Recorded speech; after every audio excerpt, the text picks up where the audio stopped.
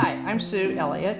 And I'm Ed Holen. Welcome to this summer edition of Informing Families.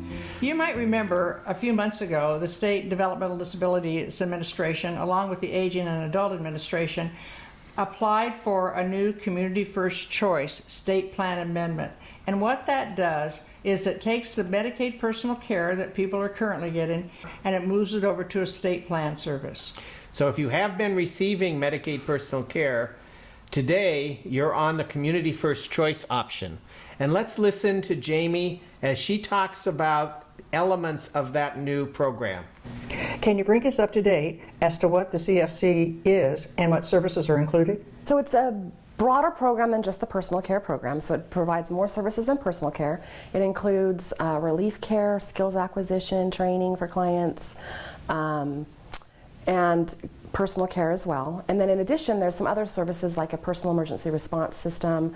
They can get assistive technology, community transition services, so it's a broader variety of services for folks. So does this mean if I need to be getting personal care and my needs are as such, I can get these other services? Is that what you're saying? Right. So the assessment that we use to determine hours is exactly the same.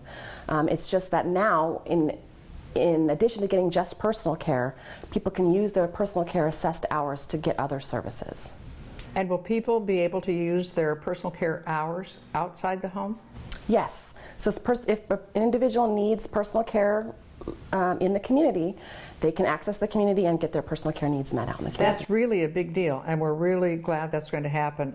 The other thing we're excited about is the skills acquisition. Can you talk a little bit about that? So the skills acquisition training is where an individual can have their provider come in and teach them how to certain tasks like shopping, meal preparation, cooking, those kinds of things. And the individual gets to choose their provider and they direct their goals. So if they tell the provider what they want to learn and the provider helps them learn. That is really exciting. Now, does that mean the provider has to go through certain training? And who can provide this service?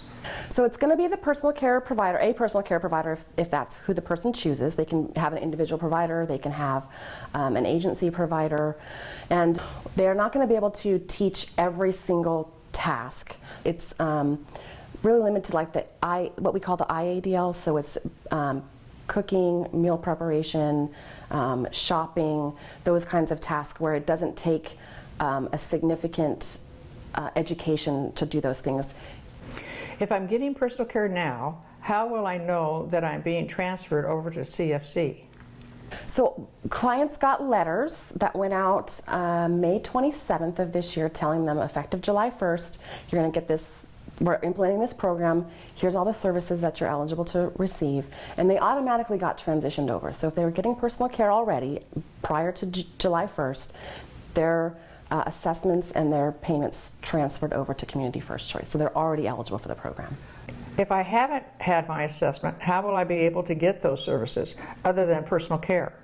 A client can call and their case manager and say, hey, I'm aware that this program is existing and I would like to access skills acquisition training or relief care, and the case manager will just make that happen in their plan. All right, because in some of the other programs, they wait until the person's assessment. So you're saying that's not true here. Everything is July 1st and they can ask for it now. That's correct. So we're going to talk about it more face-to-face with clients at the time of their assessment, but the program exists now. So if they want or need those services now, they can access those services now prior to their next assessment. In addition to Medicaid personal care, you're eligible for other services that might really better meet your needs. And so be sure to have your case manager, contact your case manager, and have them go over what those services are. This information was brought to you by Informing Families, a trusted source of information that you can rely upon.